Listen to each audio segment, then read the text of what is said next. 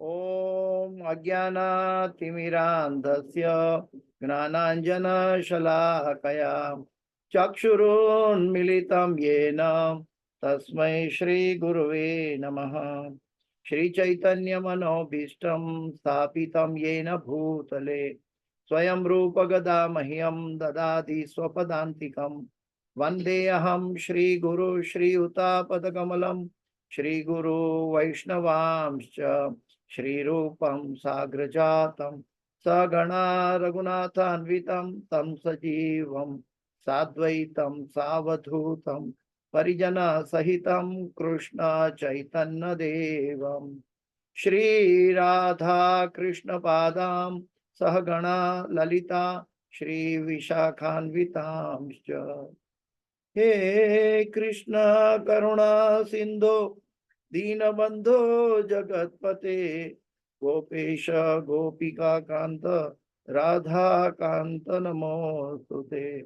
तप्त कांचन गौरांगी राधे वृंदावनेश्वरी वृषभानुसुते देवी प्रणमामि हरिप्रिये।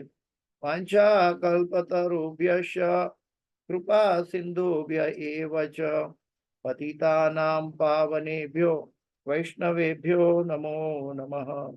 श्री कृष्ण चैतन्य प्रभु नित्यानंद श्री अद्वैत गदाधर श्रीवासादि गौर भक्त वृंद हरे कृष्ण कृष्ण कृष्ण हरे हरे हरे राम राम राम हरे हरे। जयतां सुरतो पंगु मम मंदमते गति मत्सर्वस्वपदाम्भोजो राधा मदन मोहन। कृष्णाय वासुदेवाय देवकी नंदनाय च नंदगोपकुमाराय गोविंदाय नमो नमः। गोविंदाय नमो नमः। गोविंदाय नमो नमः। नमः पंकजनाभाय नमः पंकजमालिने नमः पंकजनेत्राय नमस्ते पंकजांग्रिये। पंचतत्वात्मकं कृष्ण भक्तरूप स्वरूपकं भक्तावतार भक्ताख्यं नमामि भक्तशक्तिकं। गुरुवे गौरचंद्राय राधिकाय तदालये कृष्णाय कृष्ण भक्ताय तद्भक्ताय नमो नमः। नमः ओम विष्णुपदाय कृष्ण प्रेष्ठाय भूतले श्रीमते जय पतक स्वामी नामिने नमः। आचार्य पदाय नीताय कृपा प्रदायिने गौर कथा धामदाय नगर ग्रामतारिणे नमः। ओम विष्णुपदाय कृष्ण प्रेष्ठाय भूतले श्रीमते भक्ति वेदांत स्वामी नामिने नमस्ते सरस्वती देवी गौरवाणी प्रचारिणे निर्विशेष शून्यवादी पाश्चात्य दीक्षितानि। जय श्री कृष्ण चैतन्य प्रभु नित्यानंद श्री अद्वैत गदाधर श्रीवासादि गौर भक्तवृंद हरे कृष्ण कृष्ण कृष्ण हरे हरे राम राम राम। ओम नमो भगवते वासुदेवाय। ओम नमो भगवते वासुदेवाय। ओम नमो भगवते वासुदेवाय। नारायणं नमस्कृत्यं नरं चैव नरोत्तमं देवीं सरस्वतीं व्यासं ततो जयमुदीरयेत्। नष्टप्रायेषु अभद्रेषु नित्यं भागवत सेवया भगवते उत्तम श्लोके भक्तिर्भवति नैष्ठकी। हरे कृष्ण। तो आज कुंती माता की प्रार्थना की शुरुआत कर रहे हैं। उसके पूर्व उत्तरा माता की एक दो श्लोक की प्रार्थना है, वो संक्षिप्त में लेकर फिर कुंती माता की प्रार्थना में हम प्रवेश करेंगे। तो पहले मैं सभी श्लोक रिसाइट कर लेता हूँ और फिर चर्चा करते जाएंगे प्रभुपा जी के तात्पर्य के साथ, अनुवाद और तात्पर्य के साथ। तो पहले शुरू करते हैं उत्तरा माता की प्रेयर। उत्तरोवाच पाहि पाहि महायोगिन देव देव जगत्पते नान्यं त्वद अभयं पश्ये यत्र मृत्यु परस्परम्। उत्तरोवाच पाहि पाहि महायोगिन देव देव जगत्पते नान्यं तभयं पश्ये यत्र मृत्यु परस्परम्। उत्तरोवाच पाहि पाहि महायोगिन देव देव जगत्पते नान्यं च अभयं पश्ये यत्र मृत्यु परस्परम। ये एक दो श्लोक है और उसके बाद हम कुंती माता की प्रेयर में सीधे चले जाते हैं। कुंती उवाच नमस्ये पुरुषं त्वाद्यम् ईश्वरं प्रकृते परम् अलक्ष्यं सर्वभूतानां अंतर्बहिरवस्थितम् माया जवनिका छन्नम अग्ना अतोक्षजम अव्ययम न लक्ष्यसे मूढ़दृशा नटो नाट्यधरो यथा तथा परमहंसानां मुनीनाम् अमलात्मनां भक्ति योग विधानार्थ कथम पश्येम हि स्त्रियः कृष्णाय वासुदेवाय देवकी नंदनाय च नंद गोपकुमाराय गोविंदाय नमो नमः। और इसका तात्पर्य काफी लंबा प्रभुपाद जी ने दिया है। और इसके साथ नमः पंकज नाभाय नमः पंकज मालिने नमः पंकज नेत्राय नमस्ते पंकजांग्रिये। तो मैं श्लोक को रिपीट नहीं करता हूँ क्योंकि काफी लंबा समय लेगा। तो श्रीमती कुंती ने कहा, पहले उत्तरवाच का उत्तरा माता की पहले अनुवाद पढ़ते हैं, फिर कुंती माता की पढ़ते हैं।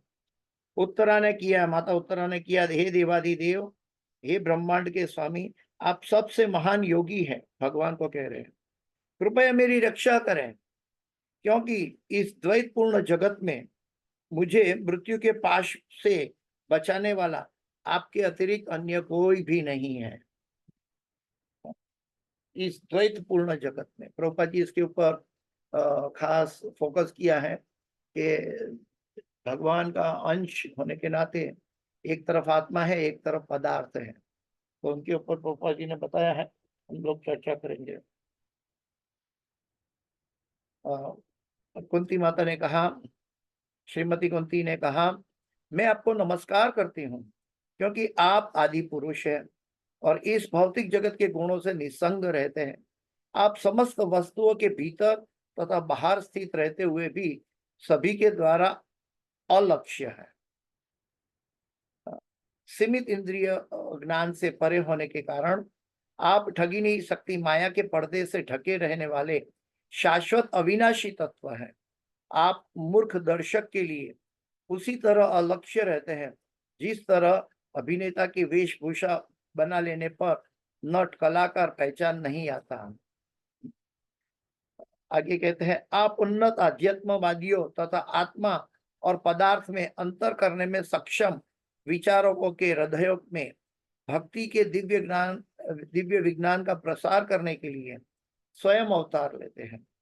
तो भला हम स्त्रियां आपको किस किस तरह पूर्ण रूपेण जान सकते हैं। और उसके बाद कहते हैं, अतः मैं उन श्री भगवान को सादर नमस्कार करती हूँ जो वसुदेव के पुत्र देवकी के लाडले नंद तथा वृंदावन के अन्य ग्वाल के बालक लाल एवं गायों तथा इंद्रियों के प्राण बनकर आए हैं। और इसके आगे है, जिनके उदर के मध्य में कमल पुष्प के सदृश गर्त है, जो सदैव कमल पुष्प की माला धारण करते हैं, जिनकी चितवन कमल पुष्प के समान शीतल है और जिनके चरणों तलवों में कमल अंकित है, ऐसे श्री भगवान को मैं सादर नमस्कार करती हूँ। तो वैसे कुंती माता की प्रेयर में 25 श्लोक है, तो हम 5-5 श्लोक के 5 सेशन लेंगे। तो आज पहला 5 श्लोक ले रहे हैं कुंती माता के। उत्तरा माता के बारे में थोड़ा संक्षिप्त में देख लें कि द्रोण के पुत्र अश्वत्थामा ने जब ब्रह्मास्त्र छोड़ा था और ये पांडवों की आखिरी निशानी उनके गर्भ में थी, तब उन्होंने देखा कि बहुत जलता हुआ एक ब्रह्मास्त्र मेरे सामने आया है। और उस समय भगवान चलने की तैयारी कर रहे थे और उत्तरा माता ने देखा, रे भगवान के बिना मुझे बचाने वाला कौन है। और वो दौड़ के रथ के सामने भगवान के सामने पहुंच गई उत्तरा माता, और भगवान के पास रक्षा की मांगनी की। वो जो हम कहते हैं ना, राम राघव राम राघव रक्ष माम, कृष्ण केशव कृष्ण केशव पाहि माम। तो वो पाही माम भगवान को कह रहे कि प्रभु आपके बिना तो हमारा कोई रक्षक नहीं है, हमारा कोई डिपेंडेंट, हम किसी के ऊपर डिपेंड हुए ऐसा कोई दूसरा ऑप्शन नहीं है हमारे पास, कृपा करके मेरे गर्भ की रक्षा की। और वो गर्भ कौन था? परीक्षित महाराज। उत्तरा माता के गर्भ में परीक्षित महाराज पल रहे थे, और परीक्षित महाराज की रक्षा के लिए उन्होंने प्रेयर की है। और फिर आज वो परीक्षित महाराज की वजह से हमें श्रीमद् भागवत मिला है, जिसके अंदर कुंती माता प्रार्थना कर रही है। कुंती माता वैसे तो भगवान की बुआ लगती थी, भगवान से उम्र में बड़ी, और भगवान कुंती माता को प्रणाम करते थे। लेकिन कुंती माता जानती थी कि ये मेरे प्रभु, ये मेरा भतीजा साक्षात पूर्ण पुरुषोत्तम परमेश्वर है। इसलिए वो भगवान कुंती माता के चरणों में प्रणाम करते थे, और कुंती माता भी भगवान के चरणों में प्रणाम करती थी, क्योंकि कुंती माता जानती थी ये शरीर के रिश्तों से बढ़कर जो आत्मा के रिश्ते की बात करते हैं, वहां कुंती माता उनकी शुद्ध भक्त है। तो वो जानती थी कि भगवान मेरे भतीजे ही पूर्ण पुरुषोत्तम परमेश्वर है। तो कुंती माता प्रार्थना कर रही है कि मैं आपको नमस्कार करती हूँ, क्योंकि आप आदि पुरुष हो। प्रभुपाद जी ने सबसे पहले इसके ऊपर बहुत कुछ समझाया है। आदि पुरुष, आदि पुरुष का अर्थ है कि जैसे मेरे पहले मेरे पिता थे, मेरे पिता से के पहले उनके पिता थे, उनके पिता थे। ये सब अभी आजकल के कुछ सालों की बात है, लेकिन ऐसे चलते चलते चलते ऊपर चले जाए, देवी देवता से भी ऊपर चले जाए तो ब्रह्मा तक आता है। तो ब्रह्मा भी आदि जीव तत्व और क्रिएटर कहते हैं, लेकिन ब्रह्मा से भी पूर्व जो है, तो वैकुंठ जगत के विष्णु तत्व आते हैं और महाविष्णु आते हैं। तो वहां पे कुंती माता कह रहे कि आप आदि पुरुष हो, आप इवन महाविष्णु के स्रोत हो। तो कुंती माता भगवान को गहराई से जानती थी। जन्म कर्म च में दिव्यम एवं यो वेत्ति तत्वतः। तो उनको कुंती माता तत्व से जानती थी, और वो कह रही थी कि मैं तो एक महिला हूँ, और मैं प्रभु के चरणों में नमस्कार करती हूँ। वे अंत तथा बाह्य दोनों में विद्यमान रहते हैं। वैसे उनके सामने भगवान खड़े थे, मुस्कुरा रहे थे, लेकिन वो जानती है कि ये बाहर जो खड़े हैं वो मेरे अंतःकरण में परमात्मा के रूप में भी बैठे हैं। तो ऐसा अनुभव एक अलग ही अनुभूति है। हम तो एक जानकारी के रूप में ये पढ़ते हैं। जो व्यक्ति जैसे ध्रुव महाराज को ध्यान कर रहे थे तो भगवान का स्मरण उनके अंतःकरण में होता था। जब भगवान बाहर प्रकट हो गए तो अंतःकरण का दर्शन बंद हो गया, तो उनकी आंख खुल गई। लेकिन यहाँ पे कुंती माता कह रही कि आप अंतर बहिर अवस्थितम, और दूसरी कह रही अलक्ष्यम सर्वभूतान, सामान्य लोगों को आप दिखाई नहीं देते। यहाँ पे कहते हैं कि प्रभुपाद जी कोट कर रहे हैं अपने तात्पर्य में कि मैं हर एक के हृदय में, भगवान कह रहे हैं कि मैं स्थित हूँ, और मेरे ही कारण जीव मेरा स्मरण करता है, विस्मरण करता है, मुझसे अवगत होता है। मुझे समस्त वेदों के माध्यम से समझा जा सकता है, और मैं ही वेदों का रचयिता हूँ और वेदांत का शिक्षक। महारानी कुंती इस बात की पुष्टि कर रही है कि समस्त जीवों के भीतर और बाहर स्थित होते हुए भी भगवान अलक्ष्य है। अलक्ष्यम सर्वभूतानाम अंतर बहिर्अवस्थित।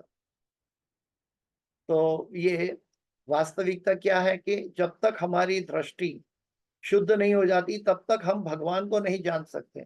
जब तक भगवान की अनुकंपा ना होती।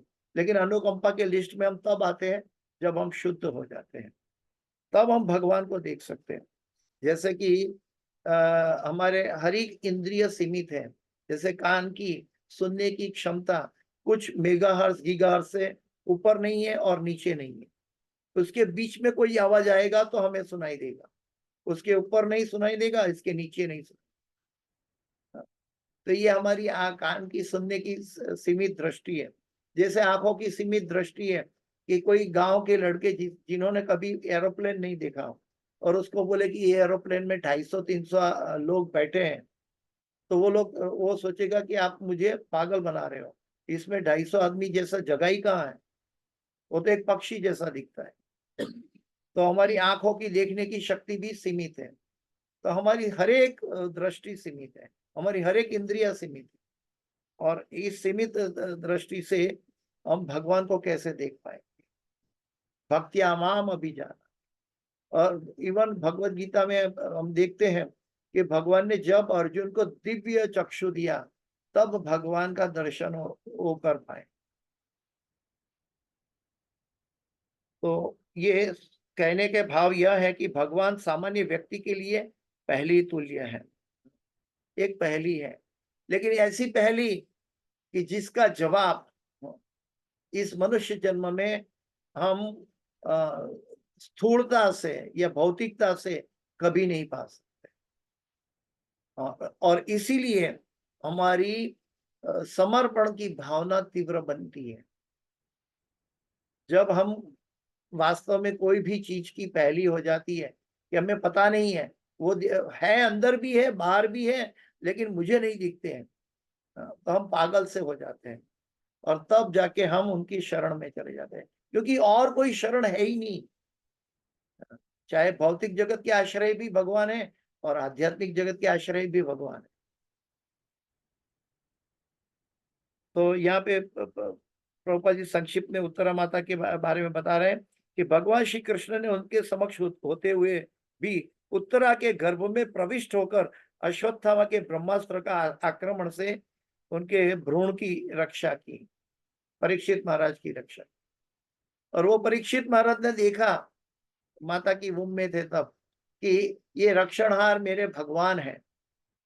और बाहर आकर जब उनका जन्म हो गया, बाहर आकर देख रहे हैं कि वो कौन था जो मुझे बचाया था, ये नहीं है, ये नहीं है। तो सबकी परीक्षा करने लगे, इसलिए उनका नाम परीक्षित पड़ा। तो जो लोग उनके शरणागत नहीं है, उनके समक्ष वे प्रकट नहीं होते। भगवान साकार भी है, निराकार भी है, और दोनों के आदि भी है। तो उनके निराकार भक्त भी है, साकार भक्त भी है। लेकिन जो व्यक्ति उनको समक्ष शरणागत नहीं है, उनके सामने भगवान प्रकट नहीं होते, ये हम अच्छी तरह जानते हैं। और शरणागत का मतलब क्या है? कि हम अपना सब कुछ उन पर आश्रित कर देते। इस भौतिक जगत में कोई भी व्यक्ति स्वतंत्र नहीं है। हर एक व्यक्ति कोई ना कोई चीज पर डिपेंडेंट है। और कभी हम भौतिक परिस्थिति पर डिपेंडेंट है, वातावरण पर डिपेंडेंट है, ऑक्सीजन पर डिपेंडेंट है, आंखों की देखने की दृष्टि पर डिपेंडेंट है, सूर्य के प्रकाश की रोशनी में डिपेंडेंट है। हमारी हर एक अवस्था में हम डिपेंडेंट है। लेकिन जब हम ये समझ ले कि वास्तविक डिपेंडेंसी भगवान की कृपा से मिलती, जब हम भगवान के दिशा में हम डिपेंडेंट हो जाए, तो उसको दूसरे शब्दों में कहेंगे शरणागत। और भगवान ऐसे शरणागत व्यक्ति को कभी छोड़ नहीं सकते। भगवान श्री कृष्ण मानव मात्र के लिए असंभव कार्यों को भी तभी से करने लगे थे जब वे अपनी माता की गोद में लेटे रहते थे। भगवान जब बाल स्वरूप में थे, तब ऐसा नहीं कि भगवान जन्म लेकर सभी लोग प्रचलित हो गए तो ये भगवान बन गए, नहीं। भगवान जन्म से भगवान होते हैं। हाँ, तो भगवान ने अपनी माता की गोद में लेटे रहते थे, तब से वो मानव मात्र के लिए भगवान श्री कृष्ण है। उन्होंने पूतना के स्तनों पर विष लगा कर आई थी और वो पूतना का मोक्ष कर दिया। वो पुतना को माँ का पद धारण कर दिया। ऐसा करुणा सागर कौन हो सकता है। द्रौपदी जी आगे कहते हैं कि वृंदावन के वासियों को शरण देने के लिए 7 दिनों तक पर्वत उठा के खड़े रहे। तो ऐसा बलवान को और कौन हो सकता है कि जो भक्तों की रक्षा के लिए कोई भी कार्य करने के लिए जो हमारी बुद्धि से, हमारी बुद्धि की सीमा से, परिणति से बाहर है, ऐसा अलौकिक कार्य जो करते हैं वो भगवान श्री कृष्ण है। कोई भी व्यक्ति ये नहीं सोच सकता कि जब इंद्र ने ये संवर्तक बादल भेजकर पूरे वृंदावन को बारिश से भर दिया था, तब कोई नहीं सोचता कि इसका इलाज क्या कर सकते हैं।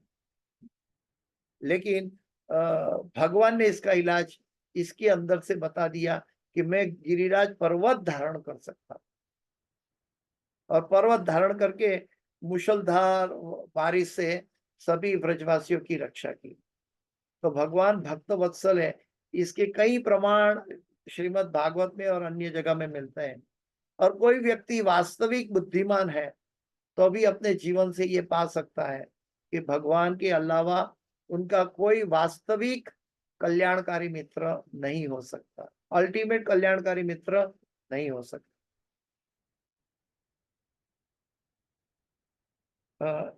श्रीमद् भगवत गीता में भगवान ने जो उपदेश दिया है वो आज तक 5000 साल हो गया, कोई भगवत गीता की कॉपी नहीं कर सका। ये भगवान है।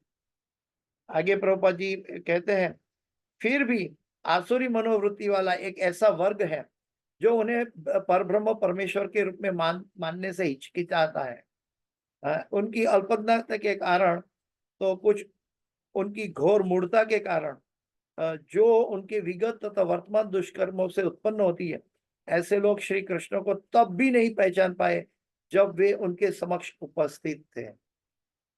दुर्योधन के सामने वो शांति दूत बनकर गए थे, तभी भी दुर्योधन जैसा दुर्योधन भी पहचान नहीं पाए। ये भगवान है। इसीलिए हमें संसार में गुरु की आवश्यकता है। गुरु गोविंद दोनों खड़े सामने, काके लागू पाए, बलिहारी उस गुरु की जिसने गोविंद दियो मिलाए। इसलिए भगवान को समझना है तो हमें शास्त्र चक्षु से, गुरु की दृष्टिकोण से, गुरु के आशीर्वाद से हम भगवान को जान सकते हैं। इवन अर्जुन ने भी शिष्यत्व ग्रहण किया और भगवान ने गुरु का पद संभाला, तब वो भगवान का दर्शन के लिए लायक बना। दूसरी कठिनाई यह है, प्रभुपाद जी लिखते हैं कि जो लोग अपनी पूर्ण इंद्रियों पर अधिक निर्भर रहते हैं, वे उन्हें परमेश्वर के रूप में अनुभव नहीं कर पाते। जो अपने आप में मूर्खतावश अपनी सीमित इंद्रियों को पर पूर्णतया डिपेंडेंट रहते हैं, दूसरे शब्द में जो मिथ्या अहंकारी है, वो व्यक्ति कभी भगवान को नहीं जान सकते। केवल मूर्ख लोग ही, प्रभुपाद जी आगे लिखते हैं, अल्पज्ञों के लिए आध्यात्मिक जीवन की शुरुआत आवश्यक है। केवल मूर्ख लोग ही इन पूजा स्थलों की, जिनकी आवश्यकता जनता में आध्यात्मिक गुणों के स्तर पर ऊपर उठाने के लिए होती है, स्थापना करने का विरोध करते हैं। फिलोंथ्रोपिक लोग और अज्ञानी लोग क्या कहते हैं, इतने मंदिरों बनाने का क्या फायदा है, इससे अच्छा है कि गरीबों को खाना खिलाओ। मंदिर बनाने का जो पैसा है वो गरीबों को खाना खिलाओ। लेकिन उनको अक्ल नहीं होती है कि गरीब खाना खा के 8 घंटे में निकाल देंगे, और मंदिरों आने वाले सैकड़ों वर्षों तक कई जीवों का उद्धार करेंगे। तो उनकी दृष्टि सीमित होती है, न उनके अंदर आध्यात्मिकता का दर्शन होता है। अल्पज्ञों के लिए मंदिरों, मस्जिदों या गिरजाघरों में जाकर भगवान की सत्ता के समक्ष नतमस्तक होना उतना ही लाभप्रद है जितना कि भागवतों के लिए सक्रिय सेवा द्वारा भगवान का ध्यान करना। यानी कि अनभिज्ञ लोगों के लिए, जो व्यक्ति अज्ञानी है, उनके लिए मंदिर जाकर भगवान के सामने नतमस्तक होना उतना ही इम्पोर्टेंट है। कितना इम्पोर्टेंट है? प्रभुपाद जी कहते हैं भागवत, इवन शुद्ध भक्त जो भागवतों के लिए सक्रिय सेवा द्वारा भगवान का ध्यान करते, सक्रिय सेवा, अ, अ, सामान्य सेवा नहीं, सक्रिय मतलब तीव्र सेवा और एक्टिवली बनी होनी चाहिए, और भगवान का ध्यान करना। तो श्रवण कीर्तन और उसके बाद स्मरण का पदार्पण होता है। आगे कुंती माता कह रही है, उन्हें बड़े से बड़ी विद्या, बड़े से बड़े मस्तिष्क द्वारा भी नहीं जाना जा सकता। उन्हें वही जान पाता है कि उनकी जिसको उनकी कृपा प्राप्त हो। ये भगवान का जुडिरिक्शन है। भगवान की कृपा के बिना हम भगवान को नहीं जान सकते। इसलिए गीता में भगवान कहते हैं, तेषाम एव अनुकंपार्थम अहम अज्ञान जम तमः नाशयाम्यात्म भावस्तो ज्ञान दीपेन भास्वता। अनुकंपा, अनुकंपा, अनुकंपा का अर्थ है अकारण कृपा, कॉजलेस मर्सी। ऐसा क्यों कहा गया कॉजलेस मर्सी? क्योंकि भौतिक जगत का कोई भी शब्द, भौतिक जगत का कोई भी पदार्थ, भौतिक जगत की कोई भी वस्तु भगवान तक पहुंचने के लिए योग्य नहीं है। इस जगत में एक ही चीज है जो इस जगत की नहीं है, और वो है भगवान का नाम। और गुरुजन हमें वो भगवान का नाम प्रणालिका में स्थापित करके, परंपरा में स्थापित करके हमें भगवान का नाम देते हैं, ऑथेंटिक नाम। और वो नाम के जप से हम भगवान तक पहुंच सकते हैं। हम इस भौतिक जगत का कोई भी क्रिएशन से हम भगवान तक नहीं पहुंच सकते। इवन वेदों वेदों का अध्ययन करने से भी हम भगवान तक नहीं पहुंच सकते, क्योंकि हम सब प्रकृति के 3 गुणों से बद्ध हैं। ये भगवान ने अर्जुन को गीता में भी कहा, त्रैगुण्य विषय वेदा निस्त्रैगुण्य भव अर्जुन। हाँ, तो कहने का मतलब यह है कि जब तक हम प्रकृति के 3 गुणों के अंतर्गत हैं, तब तक हम भगवान को नहीं जान सकते। और ये सारे जगत के कार्यकलाप, ये सब कुछ भौतिक जगत के हैं, तब तक हम भगवान को नहीं जान सकते। इसलिए भगवान ने अर्जुन को भी दिव्य चक्षु दिया। लेकिन कुंती माता वो वास्तविक भगवान के जुडिरिक्शन में खड़ी है, भगवान की रिश्तेदार बनकर खड़ी है। और भगवान ने कुंती माता और उनके संतानों पर शुरू से अंत तक मदद की है, क्योंकि वो जानते थे कि ये भक्त जन है, ये धर्म को मानने वाले भक्त हैं।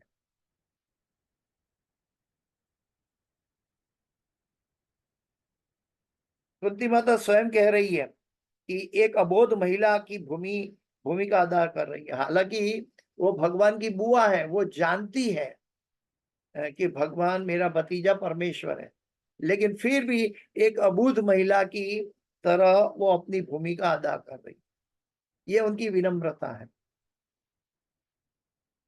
उन्हें भगवान से आशीष प्राप्त रहता है, क्योंकि वे भगवान की श्रेष्ठता तथा सर्वशक्तिमत्ता पर तुरंत विश्वास कर लेती है और बिना किसी अनुभव के उन्हें नमस्कार करती है।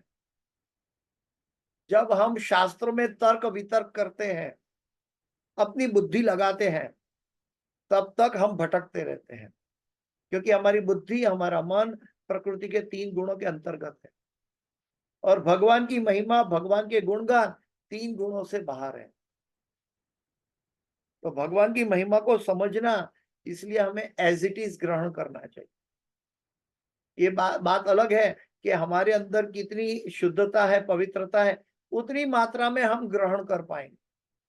जितनी अपनी छन्नी में कचरा है, उतना अमृत अंदर नहीं जा पाएगा।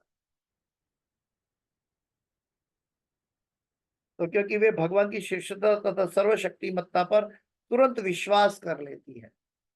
जैसे कि छोटा बच्चा माता पर तर्क वितर्क किए बिना तुरंत विश्वास करके माता की गोद में चला जाता है।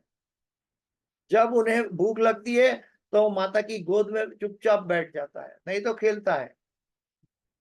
तो एक बच्चे की भांति, एक डिपेंडेंट की भांति जीव को भगवान से शरणागत होना चाहिए। वास्तव में भगवान हमसे अनगिनत प्रेम करते हैं, जिनकी हमें पता भी नहीं।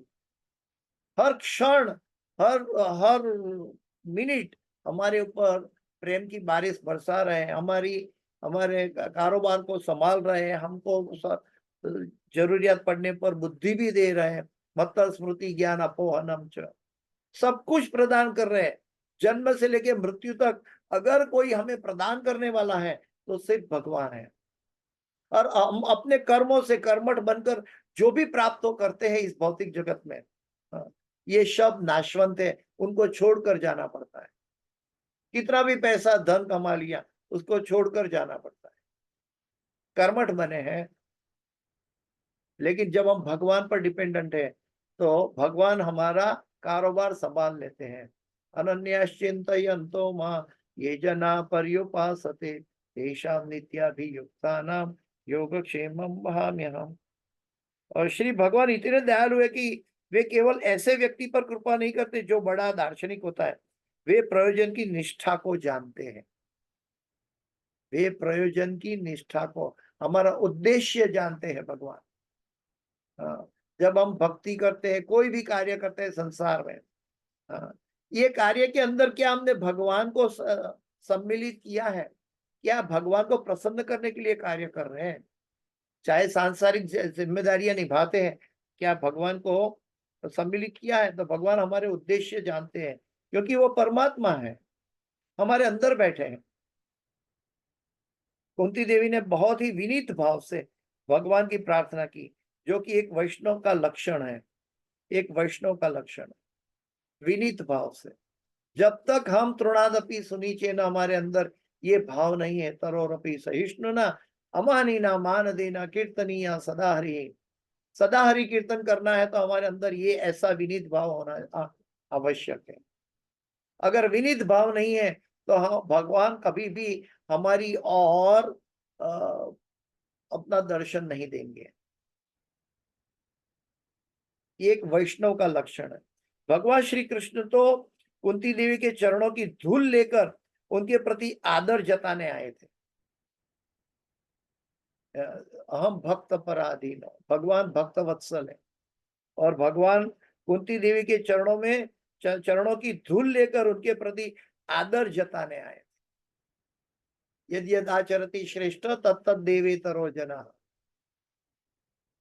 आजकल हम माता पिता को भी आदर से ठीक से प्रणाम नहीं करते, और कुंती माता अपने भतीजे को प्रणाम कर रही है जो भौतिक जगत से, भौतिक दृष्टि से उम्र में कम है, लेकिन भगवान को प्रणाम कर रही है। और भगवान अपनी बुआ को अपना पोजीशन समझकर, अपनी बुआ वडील है तो उनके चरणों की धूल लेकर आदर सम्मान करते हैं। भगवान अपने भक्त के लिए क्या नहीं करते? अगर भक्त हृदय से निर्मल हो तो, भक्त के मन और हृदय निर्मल हो तो भगवान भक्त के लिए क्या नहीं करते? अर्जुन के सारथी बनते हैं, भीष्म पितामह को दर्शन देते हैं, मगरमच्छ का गला काटकर गजेंद्र की रक्षा करते हैं, और साथ साथ मगरमच्छ की भी रक्षा हो जाती है। कंस को मारते हैं तो भी तारते हैं, पुतना को मारते हैं तो भी तारते हैं। जितने असुरों को मारा सबका मोक्ष कर दिया भगवान ने। तो भगवान दोनों दृष्टि से असुर को भी असुरिक प्रवृत्ति को भी रोककर कल्याण करते हैं, और भक्त को भी अपना दर्शन देकर, अपना प्रेम देकर उनका कल्याण। और ऐसे भगवान को, जो एकमात्र भगवान श्री कृष्ण है, उसके प्रति अगर हम संसार में समर्पित नहीं हो पाते तो भला हमारे जैसा दुर्भागी कौन होगा कि हम संसार के विषय और नाशवंत पदार्थों में अपना जन्म व्यर्थ गवाएंगे। क्योंकि श्री कृष्ण कुंती देवी को अपनी बुआ मानते थे, अतएव उनके चरण स्पर्श किया करते थे। यद्यपि कुंती देवी श्री कृष्ण की माता यशोदा तुल्य पूजनीय थी। कुंती माता भगवान कृष्ण की मैया जो यशोदा मैया है, उनकी समकक्ष पूजनीय थी, किंतु महान भक्त होने के कारण वे इतनी विनीत थी कि उन्होंने प्रार्थना की, हे कृष्ण, तुम तो परमहंसों द्वारा ज्ञेय हो, मैं तो एक अबला स्त्री हूं, तो भला मैं आपका दर्शन कैसे कर सकती हूँ? और वास्तव में भगवान सामने खड़े हैं, तो वो कौन से दर्शन की बात कर रही है? जन्म कर्म च मे दिव्यम एवं यो वेत्ति तत्वतः त्यक्त्वा देहम पुनर्जन्म नैति मामेति सो अर्जुन। भगवान के दिव्य जन्म और कर्म को तत्व से जानने, ये अपने आप में भगवान की अनुकंपा की एक सीमा है। भगवान की अनुकंपा हो तभी हम भगवान को जान सकते हैं। और ये कुंती माता उनकी उम्र में बड़ी है, मां समकक्ष है, लेकिन वो माता अपने पुत्र के समकक्ष श्री कृष्ण को कह रही है, हे कृष्ण तुम परमहंसों को द्वारा ज्ञेय हो। परमहंस क्या करता है? सब में से अमृत चुन लेता है। दूध और पानी मिक्स करके दे दो हंस को, तो उसमें से दूध पी लेता है, पानी छोड़ देता है। ठीक वैसे ही परमहंस जो है इस संसार में रहते हैं, विचरण करते हैं, लेकिन भौतिकता को छोड़कर आध्यात्मिकता को पकड़ लेते हैं। ये परमहंस है। हम किसी पदार्थ या कोई विषय के प्रति आसक्त है, ये परमहंसों का विषय नहीं। परमहंस का विषय है मात्र और मात्र आत्म तत्व और भगवान की सेवा। तो ऐसा परमहंस भगवान को जान सकते हैं। लेकिन मैं तो एक अबला स्त्री हूं, वो अपने आप की विनीत पोजीशन को देख रही है। लेकिन गीता में भगवान कहते हैं स्त्रियो वैश्य तथा शूद्र तेपी यान्ति पराम गति। अगर कोई लायक व्यक्ति है तो भगवान कोई निम्न स्तर के व्यक्ति को भी, भगवान कुल की जाति नहीं देखते, बाह्य शरीरों का दर्शन भगवान नहीं करते, बल्कि उनकी आत्मा जो कितनी पवित्र है, कितना तीव्रता से वो भगवान को प्रार्थना कर रही है, वो देखते हैं भगवान। आगे प्रभुपाद जी बताते हैं कि मान लीजिए कि कोई व्यक्ति उच्च न्यायालय के न्यायाधीश के पुत्र के रूप में जन्म लेता है।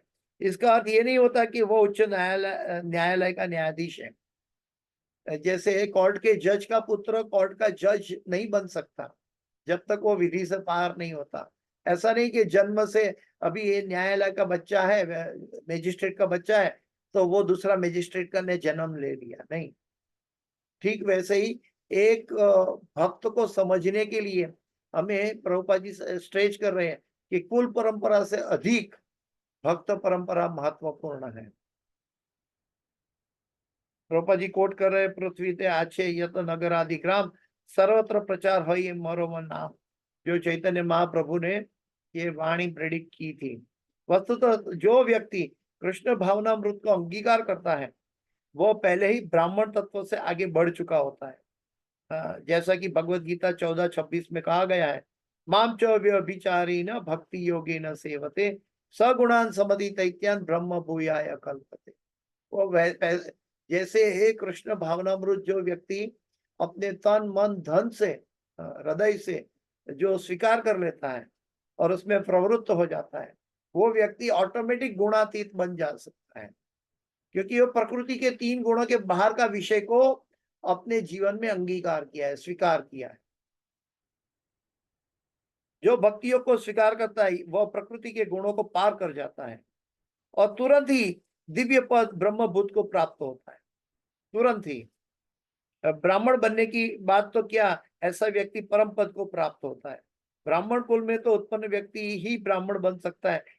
इस अंधविश्वास ने वैदिक सभ्यता को मार डाला है, प्रभुपाद जी कहते हैं।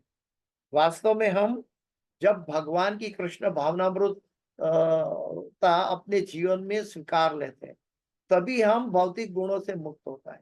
जितनी मात्रा में हम कृष्ण भावनामृत को फॉलो करते हैं उतनी मात्रा में हम भौतिकता से अलिप्त हो जाते हैं, क्योंकि हम दोनों तरफ पांव रखने वाले सांसारी लोग हैं। हमें समझना है कि अभी समय आया है, अभी एक डिपेंडेंसी, एक ठोर डिपेंडेंसी हमारे सामने दिख रही है, वो है कृष्ण भावनामृत। एक समय होता है जब भक्त दीक्षा लेता है तब उनको लगता है कि उनके परिवारजन की चिंता करता है, अपनी पत्नी, बालकों, माँ बाप, सबको सबकी चिंता करता है। लेकिन आगे जाके उनको पता चलता है कि मैं परिवार से ज्यादा कृष्ण भावनामृत बनना चाहिए। क्यों?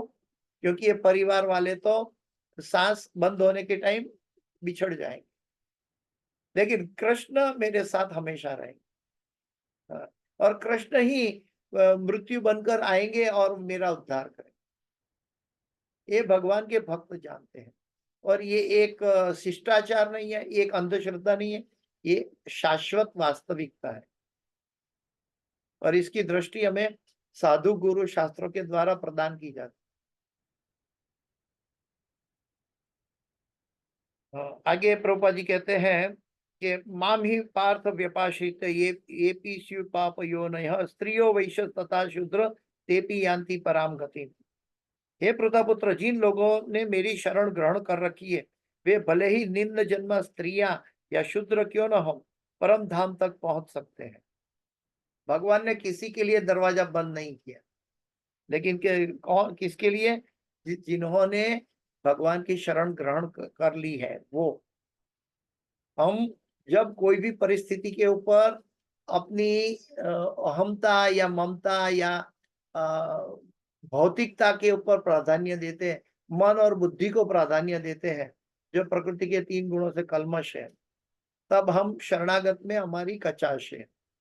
शरणागत का मतलब है मेरा कृष्ण सब कुछ संभालेगा, मुझे अपना कर्म नित्य कर्म करना है, और वो कर्म कृष्ण को सम्मिलित करके कृष्ण का स्मरण करते हुए, कृष्ण की दी हुई बुद्धि से, कृष्ण के द्वारा दी हुई शक्ति से, मैं कृष्ण के द्वारा दिया गया ये शरीर के द्वारा मैं कर्म कर रहा हूँ। कि कृष्ण के द्वारा दिया गया बुद्धि, कृष्ण के द्वारा दिया गया शरीर, कृष्ण के द्वारा दिया गया स्मरण और कर्तव्य, और कृष्ण के द्वारा दिया गया ये अद्भुत कार्य, जो भी कार्य भगवान हमसे करवाते हैं दिव्य कार्य, तो उसमें कृष्ण की अनुभूति। तस्मात् सर्वेषु कालेषु माम अनुस्मर युध्यच। तो ऐसे हम संसार में रहेंगे तो हम संसार से कमल की भांति अलिप्त रह सकते हैं।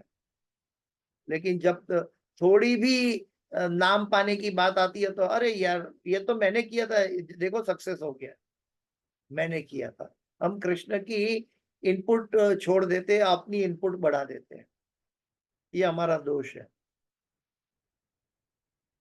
आगे कहते हैं कि सामान्यतः स्त्रियों शूद्र तथा वैश्यों को अल्पज्ञ माना जाता है, उसकी बुद्धि कम मानी जाती है। किंतु यदि कोई कृष्ण भावनामृत अंगीकार करता है तो वो सर्वाधिक बुद्धिमान बन जाता है, चतुर बन जाता है। कृष्ण यही भजे से ही बड़े चतुर, चैतन्य महाप्रभु कहते हैं। आगे कहते हैं कि यद्यपि कुंती का शरीर स्त्री का था, किंतु वे भक्त थी, अतः वे सामान्य बुद्धि विहीन स्त्री जैसी नहीं थी, उल्टे वे सर्वाधिक बुद्धिमान थी। तो हम किसी को टेक इट फॉर ग्रांटेड नहीं कर सकते बाह्य रूप रंग देखकर कि ये व्यक्ति शुद्ध भक्त है, ये व्यक्ति कनिष्ठ है। हमें बाह्य दर्शन नहीं करना चाहिए। एक स्त्री होकर भी कुंती माता सर्वाधिक बुद्धिमान भगवान के द्वारा कंफर्म कर दिया गया। तो ये भगवान हमें एग्जाम्पल देकर समझा रहे हैं कि वास्तव में हमारी मानसिकता क्या है, हमारा उद्देश्य क्या है, हमारा प्रयोजन क्या है, उसके पर हम हमारी क्वालिटी निर्भर होती है। हमारी समर्पण की विधि, हमारी पवित्रता की विधि, हमारा उद्देश्य, ये सब तब परिपूर्ण होता है जब कृष्ण में जाके प्रयोजन पाता है, कृष्ण प्रेम में जाके तब। क्योंकि वे श्री कृष्ण को श्री भगवान के रूप में पहचान चुकी थी, प्रभुपाद जी समझाते हैं। क्योंकि वो श्री कृष्ण को श्री भगवान के रूप में पहचान चुकी थी। और हम भी प्रभुपाद जी के तात्पर्य के जरिए, श्रीमद् भगवत गीता और भागवत के जरिए पहचान गए हैं कि श्री कृष्ण पूर्ण पुरुषोत्तम परमेश्वर है। लेकिन कुंती माता के जैसा हमारे अंदर भाव कहाँ है? हम कुंती के माता के जैसा हमारे अंदर समर्पण कहाँ है? कुंती माता के जैसा हमारी दृष्टि कहाँ है कि जो कोई व्यक्ति, अरे इसने मुझे, वो मेरा दुश्मन है, वो भला बुरा कहता है। हम बाह्य रूप रंग को देखते हैं, उसके अंदर बैठे हुए परमात्मा को नहीं देखते। और कुंती माता भगवान को अंदर भी देख रही है, बाहर भी देख रही है, और वो भी देख रही है कि अलक्ष्यम सर्वभूताना। सामान्य लोग इसको नहीं जान सकते। जो व्यक्ति अंदर है बाहर है फिर भी नहीं दिखता है, इसका मतलब क्या है? एक पहेली बनकर रह जाता है जो सांसारी लोग है। लेकिन वास्तविक हकीकत है कि वो अंदर भी है, बाहर भी है। और कुंती माता ये दोनों दर्शन, दोनों रूप का दर्शन कर रही है। तो श्री कृष्ण को भगवान के रूप में पहचान चुकी थी। यद्यपि वे मेरे भतीजे के रूप में मुझे प्रणाम करने आए थे, किंतु वे श्री भगवान, इसीलिए अलक्ष्यम सर्वभूतानाम अंतर बहिरवस्थितम, यद्यपि आप सर्वत्र भीतर और बाहर है, किंतु सामान्य व्यक्ति आपको नहीं देख पाते, ये कुंती माता कह रही है। इस श्लोक में भी कुंती विनीत होकर अपनी बात कहती है। यह विनयशीलता भक्ति में अति उत्तम मानी जाती है। विनयशीलता, जब तक हम प्रणिपात सेवा का भाव नहीं है। विनयशीलता का मतलब ये नहीं है, हाँ प्रभु आप कैसे हो, बहुत अच्छा, दंडवत प्रणाम प्रभु जी, ऐसा भाव मुंह से, लिप से बोलने का नहीं है। प्रभु जी जब कहते हैं तब उनके हम सेवक बन जाते हैं। और जैसे हम उनके चरणों में प्रणाम करते हैं, तो हमारा मन और हृदय भी उनके चरणों में प्रणाम करता हुआ होना चाहिए। ये विनीत भाव है। हमारा बॉडी पोस्चर प्रणाम कर रहा है इसका कोई मतलब नहीं है, हमारा हृदय और मन भी प्रणाम करता होना चाहिए। इसलिए श्री चैतन्य महाप्रभु हमें शिक्षा देते हैं, तृणादपि सुनीचेन तरोरपि सहिष्णुना। आध्यात्मिक जीवन में प्रगति करने के लिए मनुष्य को वृक्ष से भी अधिक सहिष्णु तथा घास से भी अधिक विनीत होना चाहिए। ये सब हम अच्छी तरह जानते हैं। और बार बार प्रभुपाद जी की हैमर हमारे मनोवृत्ति पर डाली जा रही है। क्यों? क्योंकि हम ठीक तरह अभी भी इसको समझ नहीं पा रहे, इम्प्लीमेंटेशन, अंगीकार नहीं कर पा रहे। हमारे जाने पहचाने हुए कुछ लोग हैं, लेकिन ये श्लोक का कितना हमने जीवन में डाला, कितनी मात्रा में हम जानते हैं, सीधा कान से सुनकर बुद्धि को कहते हैं हाँ ये मालूम है, हमें ये तो रिपीट कर किया है, ये तो हमेशा क्लास में बोलते हैं, ये श्लोक तो हमेशा इनका है। लेकिन ये श्लोक हमारे जीवन में कितना आया? जब नहीं आया तो हमें बार बार उसका अभ्यास करना चाहिए।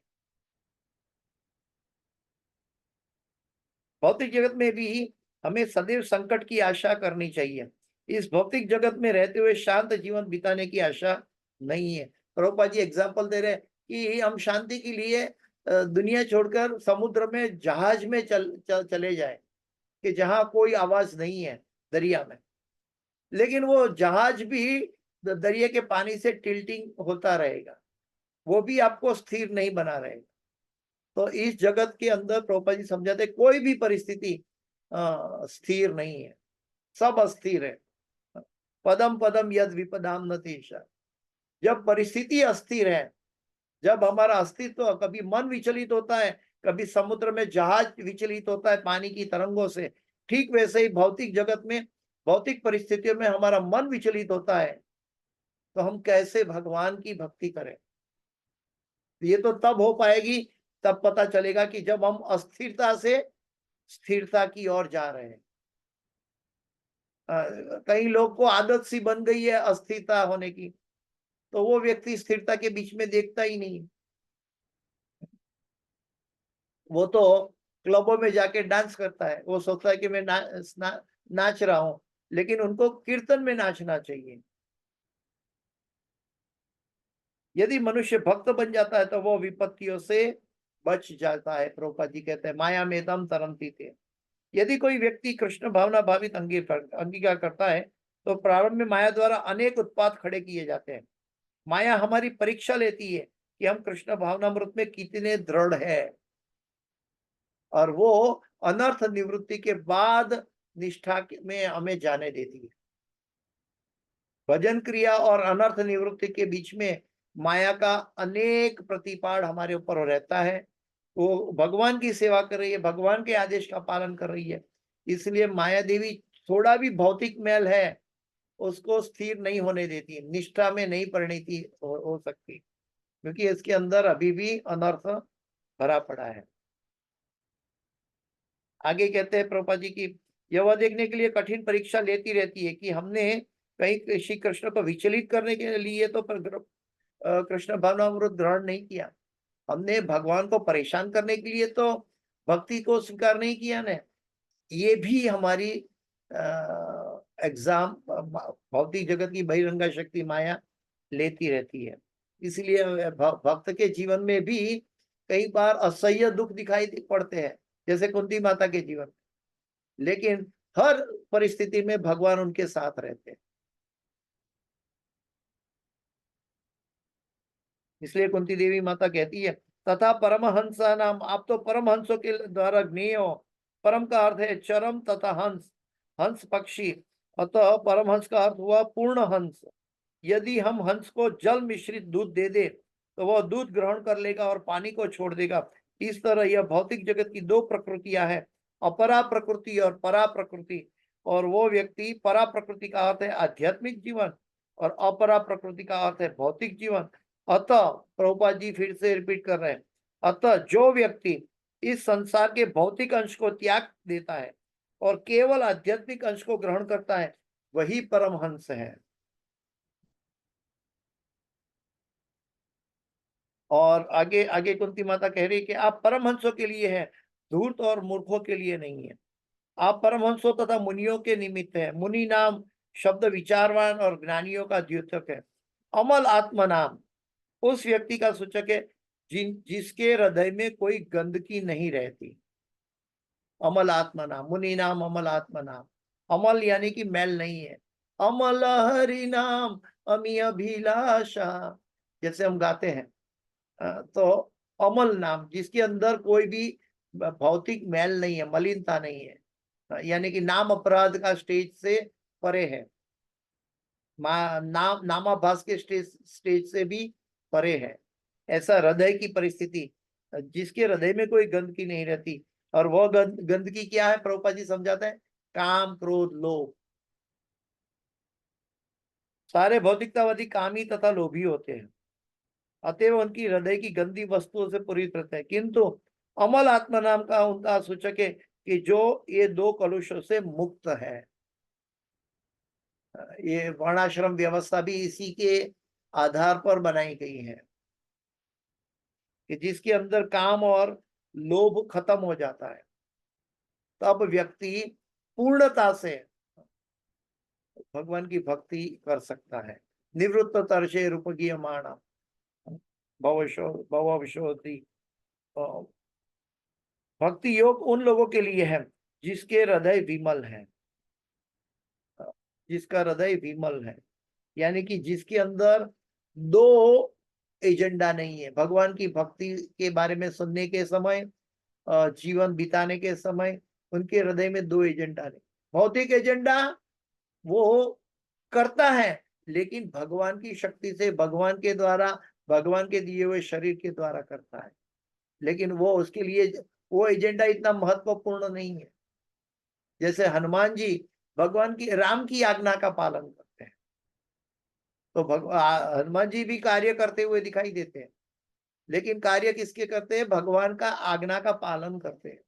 वैसे शास्त्रों में भगवान की आज्ञा बताई गई है और उसकी आज्ञा का पालन, गुरु की आज्ञा का पालन, शास्त्र की आज्ञा का पालन, ये कर्म बंधन नहीं होगा। एक बार भक्ति योग प्राप्त कर लेने पर लोभ या काम नहीं रह जाता। विरक्ति अन्यत्र स्यात्, भक्ति परेशानो भव विरक्ति अन्यत्र स्यात्। कुंती देवी विनीत भाव से कहती है कि आप तो परमहंसों तथा मुनियों के लिए जिनके हृदय विमल है और जो भक्ति योग में संलग्न है, लेकिन हम क्या है, हम तो अबला मात्र है, हम तो निम्न वर्ग है। भला हम आपको कैसे समझ सकती है। यद्यपि वे हर बात समझती थी कुंती माता, फिर भी वे सामान्य स्त्री की भांति कहती है, भला मैं आपको कैसे जान सकती हूँ। यही उनकी विनयशीलता या दीनता है। और हमारे अंदर दीनता का कोई अंश नहीं होता तो भी हम सर्वोच्च व्यक्ति है ऐसा मान बैठते हैं हमारे अंदर। भौतिक जगत में हम ऊपर उठना सीखते हैं और आध्यात्मिक जगत में हम दासानुदास बनकर नीचे बैठना सीखते हैं। आचार्यगण बताते हैं कि पहाड़ के ऊपर हम बारिश को इकट्ठा नहीं कर सकते, पहाड़ की टोच पे, लेकिन नम्रता से पहाड़ के नीचे उतर कर आ जाएंगे तो वहां पानी सब स्वतः अपने आप आ जाएगा। इकट्ठा कर पाने में इजीली हम इकट्ठा कर पाएंगे। तो हम जितना भौतिकता में ऊपर उठेंगे उतना भगवान से दूर जाएंगे। ये सब कई बातें प्रभुपाद जी ने अपने तात्पर्यों में रिपीट की है, कुंती माता ने रिपीट की है, और प्रभुपाद जी बार बार इसके ऊपर प्रकाश डाल रहे हैं। भगवान किसी भौतिक संपत्ति द्वारा प्राप्त नहीं किए जा सकते। भौतिक संपत्ति या कि इस जगत का कोई भी शारीरिक तप, मानसिक तप या भौतिकता से, ना हम वेदे न तपसा न ज्ञाने न चेजया, भगवान भौतिकता से नहीं प्राप्त होते। लेकिन तो भगवान को कैसे प्राप्त करना है? भगवान का नाम ही आध्यात्मिक है, और भगवान के नाम, वो शुद्ध नाम की और अगर हमारी प्रयोजन हो जाए तो फिर हम जल्दी ही इस भौतिक जगत के मैल से बाहर आ सकते हैं।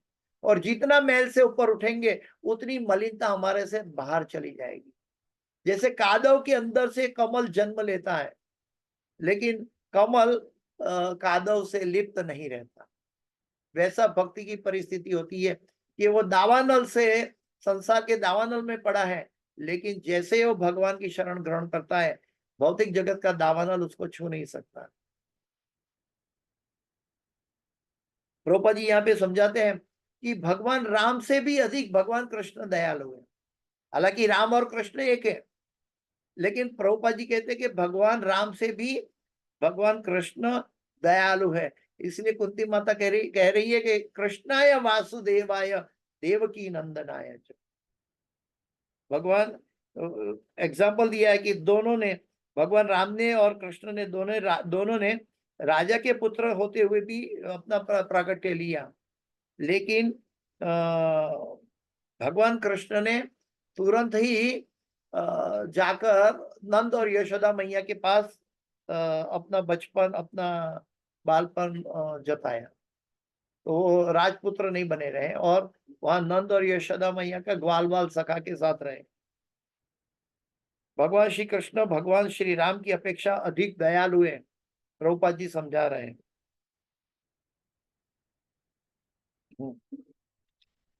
आगे आगे है, श्री चैतन्य महाप्रभु ने पुष्टि की है कि व्रजभूमि के वासियों के समान अन्य कोई भाग्यशाली नहीं है। उनमें से भी गोपियां विशेष भाग्यशालिनी है, क्योंकि उन्होंने भगवान की प्रसन्नता के लिए अपना सर्वस्व न्यौछावर कर दिया है। और हमारा कुछ है ही क्या कि हम न्यौछावर कर सके? जो है भगवान का है, चाहे मन हो, चाहे शरीर हो, चाहे हृदय हो, चाहे इच्छा हो। जो इच्छा हमें है भगवान ने दी है, वो भी भगवान के लिए हो। ईशावास्यम इदम सर्वम यत्किंचित जगत्याम जगत। और ये सबसे बुद्धिमान है गोपीगण, और वो सब कुछ भगवान पर न्यौछावर करते। लेकिन मैले संसारी लोग उसको इंद्रिय तुष्टि के रूप में स्त्री पुरुष का संबंध देखते हैं। ये नर्क में जाने की मानसिकता है। वास्तव में जब हमें पता चलता है कि भगवान श्री कृष्ण सर्वस्व है, तो हमें आगे पीछे अपने जेब को संभालने की आवश्यकता क्या है? अपने आप को भगवान की गोद में बिठा दो। गोविंद रूप में भगवान श्री कृष्ण ब्राह्मणों तथा गायों के प्रति विशेष दयालु है, जिनका अर्थ है कि मानवीय संपन्नता बहुत कुछ दो बातों पर निर्भर करती है, ब्राह्मण संस्कृति और गोरक्षा। यहाँ पे लिखा है, कृष्णाय वासुदेवाय देवकी नंदनाय च नंद गोप कुमाराय गोविंदाय नमो नमः। गोविंद, भगवान गोविंद का एक्सप्लेनेशन प्रभुपाद जी कह रहे हैं कि जहाँ पे ब्राह्मण संस्कृति है और जहाँ पे गायों की रक्षा हो रही है, गायों की सेवा हो रही है, ये दो चीज अगर है तो मानव सभ्यता के लिए ये योग्य है और इससे भगवान प्रसन्न रहेंगे। लेकिन अगर हम इन दोनों को इग्नोर करते हैं तो हम भगवान की प्रसन्नता से मुंह मोड़ते हैं। कुंती माता की स्तुति में प्रारंभ में किया था कि नमस्य पुरुषम ताद्यम ईश्वरम प्रकृते परम, अर्थात मैं उस पुरुष को नमस्कार करती हूँ जो प्रकृति से परम है, प्रकृति से परे है, अर्थात इस भौतिक जगत से परे है। इस तरह कुंती देवी ने प्रारंभ में ही हमें यह बता दिया कि ईश्वर परम पुरुष है। ईश्वर परमः कृष्ण सच्चिदानंद विग्रह अनादिरादिर गोविंद सर्व कारण कारणम। भगवान कृष्ण पूर्ण पुरुषोत्तम परम पुरुष है। ये ब्रह्म संहिता में शुरू में ब्रह्मा जी ने कह दिया और कुंती माता ने सबसे पहले श्लोक में ये बता दिया। फिर भी वे पुरुष है, अर्थात सॉरी, ईश्वर प्रकृति परम है अर्थात इस जगत से परे है, फिर भी वे पुरुष है। और अब कुंती की कृपा से हम समझ सकते हैं कि यद्यपि यह परम पुरुष अलक्ष्यम अर्थात अदृश्य रहता है, किंतु अब वह श्री कृष्ण के रूप में दृष्टिगोचर हुआ है। ये कुंती माता की प्रार्थना, कुंती माता की कृपा से हमें पता चलता है कि वो अलक्ष्य कौन है, जो श्री कृष्ण है, पूर्ण पुरुषोत्तम परमेश्वर है। प्रभुपाद जी आगे बताते हैं कि कृष्णाय वासुदेवाय, यहाँ वासुदेव शब्द का अर्थ है सर्वव्यापी लगाया जाता है। वासुदेव के दो अर्थ है। वासुदेव के एक सर्वव्यापी अर्थ होता है और एक दिव्य सत्य को, परम सत्य को भी हम वासुदेव सत्य कहते हैं। शुद्ध भक्त जो परम सत्य की बात करते हैं तो उसको वासुदेव सत्य कहते हैं। और वासुदेव सर्वव्यापी भी इसका प्रयोग किया जाता है। जैसे भगवान विष्णु का नाम सर्वव्यापी है, भगवान विष्णु का अर्थ है सर्वव्यापी, कण कण में भगवान। ठीक वैसे ही भगवान वासुदेव का अर्थ है सर्वव्यापी। वो अंदर भी रह सकते हैं, बाहर भी रह सकते हैं, कहीं भी रह सकते हैं, मिट्टी के कण कण में भी भगवान विद्यमान है। लेकिन जितनी हमारी शुद्धता बढ़ेगी उतना हम भगवान का दर्शन से नजदीक पहुंचेंगे। भगवान तो कृपा करके दर्शन देने के लिए हमारे सामने खड़े हैं, लेकिन हमारी आंखों में, प्रभुपाद जी कहते हैं, कैटरेक्ट है, इसलिए हम भगवान को नहीं देख पाते। यह सर्वव्यापी वासुदेव श्री कृष्ण है। ईश्वर सर्वभूतानां हृदय अर्जुन तिष्ठति। परमेश्वर श्री कृष्ण सभी के हृदय में विद्यमान है और इस तरह वे सर्वव्यापक है। आगे प्रभुपाद जी कहते हैं कि भगवान श्री कृष्ण तीन रूपों में विद्यमान रहते हैं, परमेश्वर के रूप में, सर्वव्यापी परमात्मा के रूप में तथा निर्विशेष ब्रह्म ज्योति के रूप। और जिन लोगों की रुचि भक्ति योग में होती है वे ब्रह्म ज्योति में रुचि नहीं लगाते हैं। यानी कि भक्त लोग शांत रस में या ब्रह्म ज्योति में जाना नहीं चाहते, क्योंकि सामान्य लोगों के लिए है। यदि कोई सूर्य का निवासी है तो सूर्य प्रकाश से उनकी रुचि कैसी हो, उसके लिए तो यह नगण्य है। इसी तरह जो लोग आध्यात्मिक जीवन में बढ़े चढ़े हैं वे निर्विशेष ब्रह्म ज्योति की रुचि नहीं दिखती, प्रत्युत परम पुरुष वासुदेव में रुचि रखते हैं। वो परम पुरुष ये ब्रह्म ज्योति आई कहां से है, इसके स्रोत कौन है, उनके अंदर रुचि रखते हैं। आगे आगे बताया गया है कि निर्विशेषवादी जिनकी अनुरक्ति ब्रह्म ज्योति में होती है वे अपने ज्ञान के बल पर ब्रह्म को समझने का प्रयास करते हैं, किंतु शायद वे यह नहीं जानते कि उनका ज्ञान अपूर्ण है। प्रकृति के तीन गुणों के द्वारा अपूर्ण, असीमित कर दिया गया है, जबकि श्री कृष्ण परम ब्रह्म असीम है, असीमित है। हम अपनी सीमित ज्ञान से असीमित तक नहीं पहुंच सकते हैं, ऐसा कभी संभव नहीं है। इसलिए प्रभुपाद जी कहते हैं कि ज्ञानी और कर्मी और लोगों के लिए क्या है, बहुनाम जन्मनाम अंते ज्ञानवामाम प्रपद्यन्ते वासुदेवम सर्वमिति स महात्मा सुदुर्लभ। भगवान श्री कृष्ण को समझने की विधि है सेवन मुखी ही जिह्वादो स्वयं एवं स्फुरत तथा। वासुदेव की अनुभूति जीभ से प्रारंभ होने वाली सेवा द्वारा संभव है। जीभ के दो कार्य हैं, उच्चारण करना और स्वाद लेना। जब हम भगवान की महिमा का, भगवान का कीर्तन का, भगवान का नाम का जप करेंगे, कीर्तन करेंगे, भगवान की महिमा का गुणगान करेंगे, भागवत पढ़ेंगे, तो ये जीभ का पहला कार्य है। और दूसरा कार्य, जब हम भगवान केवल मुंह में जो भी जाएगा भगवान कृष्ण का ऑफर किया गया प्रसाद जाए, ये तय कर लें तो ऑटोमेटिक हम भगवान को समझ पाएंगे। प्रभुपाद जी कितनी सरल भाषा में हमें बता रहे हैं कि प्रभुपाद जी ने ये प्रूव करके दिखाया। वो अमेरिका में गए, ड्रग एडिक्ट हिप्पी लोगों को भी कृष्ण प्रसाद दिया और कृष्ण की कीर्तन सुनाया, श्रीमद् भागवत सुनाया, और आज भक्त बन के वो वहां से आ रहे हैं।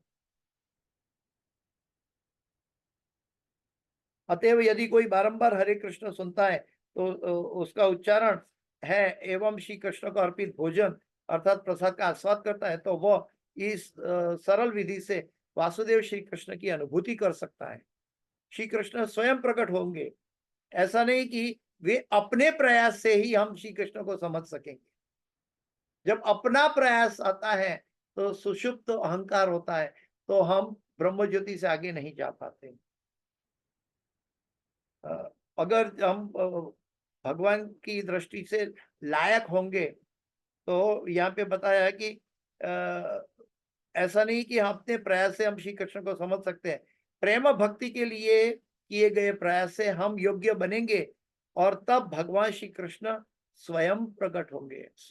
स्वयं एव स्फुरत तदा अतः श्री कृष्ण नामादि न भावे ग्रह्यमेन्द्रिये सेवनमुखी ही जिह्वा दो स्वयं एव स्फुरत तदा। हमें भगवत धाम ले जाने के लिए भगवान श्री कृष्ण का अत्यधिक उत्सुक रहते हैं, किंतु हम बड़े जिद्दी है, हम जाना नहीं चाहते। ये हमारी दुर्दशा है। इसलिए कभी कभी जीप से लॉलियम बढ़ जाता है, कुछ अच्छी मिठाई आ जाती है दुकान से ली हुई, और हम खाने के लिए तत्पर हो जाते हैं। ये हमारी दुर्दशा है। वास्तव में हम भगवान को ऑफर करना भूल जाते हैं। इदम कृष्ण से इदम नमः, everything is belong to Krishna. ये कृष्ण का है, कृष्ण को दिया है और कृष्ण का द्वारा भेजा गया प्रसाद है। इसलिए सबसे उत्तम सेवा होगी कि जो लोग श्री कृष्ण को भूल चुके हैं उन्हें यह बताया जाए कि तुम श्री कृष्ण से भिन्नांश हो, तुम इस भौतिक जगत में क्यों सड़ रहे हो। यह सबसे बड़ी सेवा है। माया अत्यंत प्रबल है, किंतु हर भक्त का कर्तव्य है कि वह हर एक को कृष्ण भावनामृत से प्रकाशित करे। उदाहरणार्थ कुंती माता ने सर्वप्रथम यह कहा कि यद्यपि आप परम पुरुष श्री कृष्ण भीतर तथा बाहर हैं, किंतु धूर्तों तथा मूर्खों के लिए भी अदृश्य रहते हैं। अलक्ष्यम सर्वभूतानाम अंतर बहिरवस्थितम। श्री कृष्ण को यह पसंद है कि उनके भक्त उनके माता पिता के रूप में हो। भगवान यहाँ टेंडर केयर की बात कर रहे हैं कि जिसके अंदर वात्सल्य रस है, भगवान वात्सल्य रस चखना चाहते हैं। क्यों? क्योंकि वहां भक्त अपनी संतान से ओतप्रोत रहता है, कुदरती नेचुरली। तो ये वात्सल्य रस भगवान को बहुत मीठा लगता है।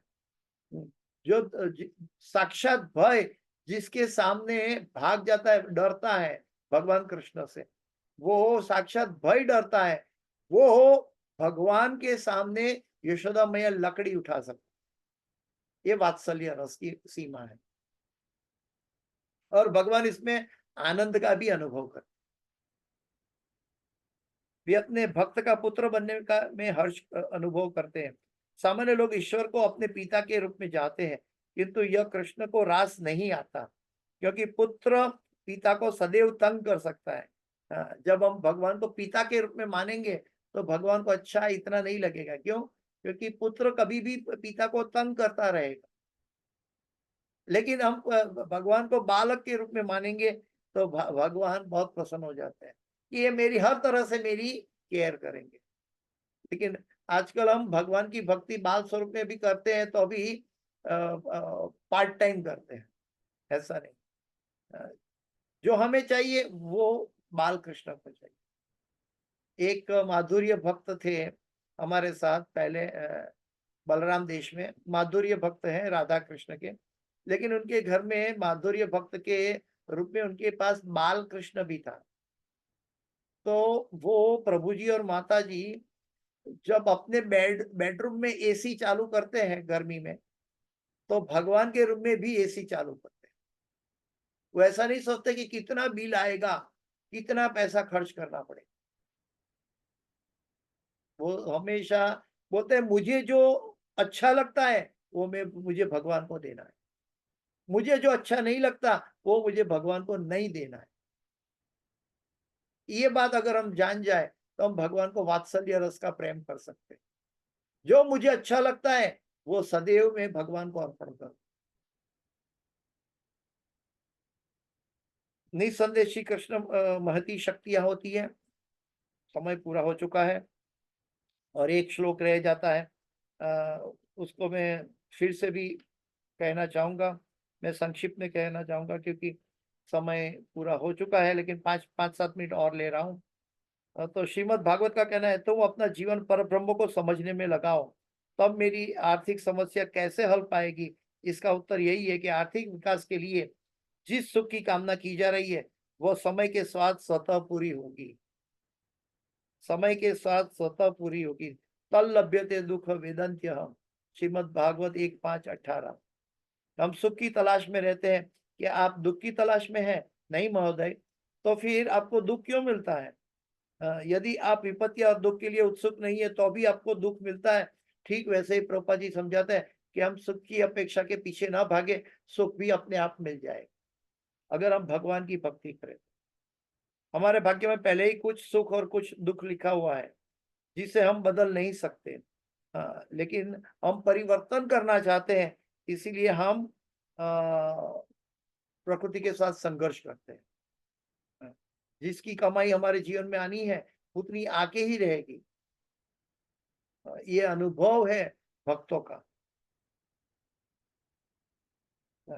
इसलिए कुंती देवी हमारा ध्यान परम पुरुष श्री कृष्ण की ओर लक्षित कर रही है। जो अलक्ष्य है, वो अलक्ष्य पुरुष कौन है? यहाँ पर वह श्री कृष्ण है। कोई कह सकता है अरे वो कृष्ण, कृष्ण तो कई है। इसलिए कुंती देवी कह रही है, नंद गोप कुमाराय, मैं महाराज नंद के पोष्य पुत्र की स्तुति कर रही हूँ। और इस तरह 3 बार कहती है, श्री कृष्ण यहाँ है, श्री कृष्ण यहाँ है, श्री कृष्ण यहाँ है। वे स्वभाव से आनंदमय हैं। हम श्री कृष्ण को कभी अप्रसन्न नहीं पाएंगे।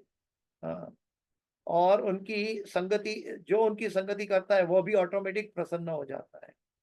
हम इंद्रिय तृप्ति की ताक में रहते हैं। यदि हम श्री कृष्ण की संगति करें तो हम इंद्रियों का भरपूर आनंद उसी तरह उठा सकते हैं जिस तरह श्री कृष्ण के साथ नृत्य करने वाली गोपियां। प्रभुपाद जी संसारियों को जगा रहे हैं क्योंकि हमारा संसार का इंद्रियों का आनंद तो सीमित है, लेकिन ये असीमित मात्रा में हमें वो आनंद दे सकता है। इस तरह इंद्रिय तृप्ति की कभी कमी नहीं है, किंतु श्री कृष्ण की संगति में होने वाली इंद्रिय तृप्ति स्थूल इंद्रिय तृप्ति नहीं, बल्कि आध्यात्मिक जगत में भोगी हुई आध्यात्मिक इंद्रिय तृप्ति होती है। कृष्ण तुष्टे जगत तुष्ट। आनंद चिन्मय सदुज्वल विग्रहस्य गोविंदमादि पुरुषम तमहम भजामि। मंदिर में श्री कृष्ण के अर्च विग्रह की पूजा गोविंद के साथ सीधा संपर्क है। और इसके इसकी सेवा करने से हम हमारा प्रेम बढ़ा सकते हैं भगवान के प्रति। ऐसा नहीं कि श्री कृष्ण पत्थर, काष्ठ या धातु है। आगे प्रभुपाद जी लिखते हैं कि इस तरह से हमारे हृदय का मैल धुल सकेगा जब हम भगवान का कीर्तन करेंगे, नाम जप करेंगे। इसका अर्थ यह नहीं कि कोई व्यक्ति श्रीमद् भागवत सप्ताह में सम्मिलित हो, यह दुरुपयोग है। श्रीमद् भागवत में कहा गया है, नष्ट प्रायेषु अभद्रेषु नित्यम भागवत सेवया। नित्यम का अर्थ है प्रतिदिन 24 घंटे। मनुष्य को चाहिए कि श्रीमद् भागवत का सदैव पाठ करें और गुरु के आदेश का पालन करें।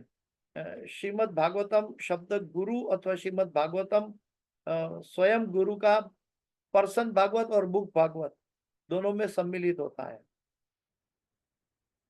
श्रीमद् भागवतम ईश्वर को उनके पिता के नाम, उनकी माता के नाम, उनके पते सहित प्रस्तुत करता है।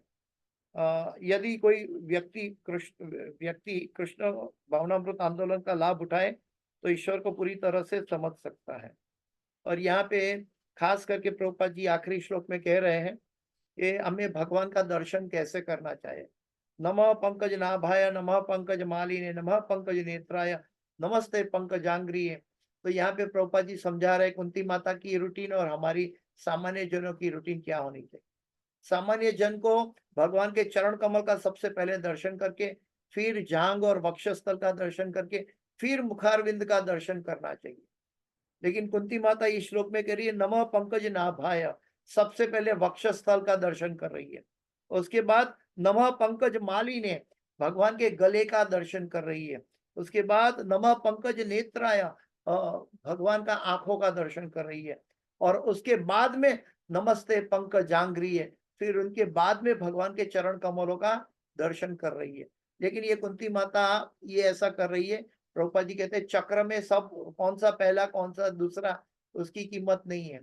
लेकिन हम सामान्य भक्त हैं, हम सामान्य दृष्टि से भगवान की सेवा करना चाहते हैं, हमें हमारा प्रणाम सबसे पहले चरणार विंद से शुरू करना चाहिए। कुंती माता तो भगवान की कुंती प्रभुपाद जी समझा रहे हैं, क्योंकि कुंती माता सबसे पहले चरण से ऊपर नहीं जा रही है, क्योंकि वो अपनी आपको स्त्री की महिला समझती है, इसलिए नीचे से ऊपर दर्शन नहीं करती, बल्कि वक्षस्थल से ऊपर दर्शन करके फिर नीचे चरणों में दर्शन करती है। इसलिए कोई भी व्यक्ति को कैसे दर्शन करना चाहिए प्रभुपाद जी इसके अंदर समझा रहे हैं। कमल के फूल को देखने पर तुरंत ही श्री कृष्ण का स्मरण हो जाता है। उदाहरण, यदि कोई अपने बच्चे को प्यार करता है तो उसके कपड़े या जूते या फिर किसी खिलौने को देखता है तो उसके तुरंत अपने बच्चे का स्मरण हो आता है। अरे ये तो मेरे शिशु के जूते हैं, ये मेरे शिशु के खिलौने हैं, यह उसका कपड़ा है। प्रेम का यही स्वभाव है। अतएव यदि कोई ईश्वर तथा भगवान कृष्ण से प्रेम करता है तो वह सदैव उसका स्मरण कर सकता है। चाहे हम पानी पीते हैं, चाहे हम सूर्य का दर्शन करते हैं, चाहे हम कमल को देखते हैं, हम सभी जगह भगवान ने अपनी विभूतियां का वर्णन किया है 7वें और 10वें अध्याय में। अगर हम विभूति को याद कर ले तो जहां जहां हमारी नजर पड़ेगी हमें कृष्ण की अनुभूति हो सकती है।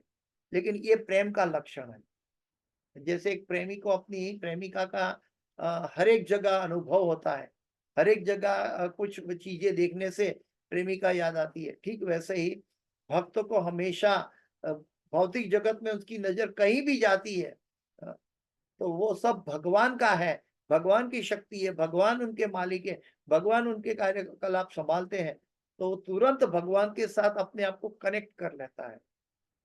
तो वो चीज भक्त के हृदय में होती है। इसलिए नमो पंकज नाभाय सब कुछ कमल के साथ सदृश किया गया है, क्योंकि कमल भगवान की आंखों के समान, भगवान का नेत्र, क्योंकि भगवान को सभी अंग कमल से क्यों सम्मिलित किया गया, क्योंकि कमल भौतिक मैल से विरक्त रहता है।